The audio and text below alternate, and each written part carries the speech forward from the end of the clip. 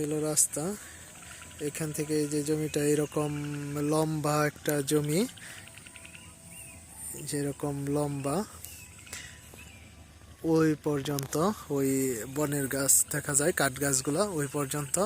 আর এটা হলো কালভার্ট, মানে কালভার্টের এই পাশে আধা বিঘা জমি এবং বাদ বাকি জমিটা এ হলো রাস্তা।